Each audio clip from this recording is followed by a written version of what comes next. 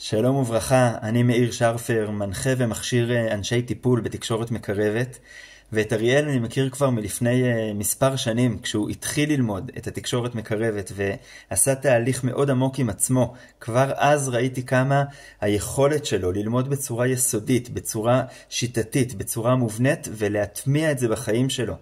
ואחר כך במהלך השנים, כשהוא התמקצע והתפתח כדי ללוות אנשים אחרים, גם זוגות וגם אנשים בתוך זוגיות, ולהעביר אותם תהליך מאוד משמעותי.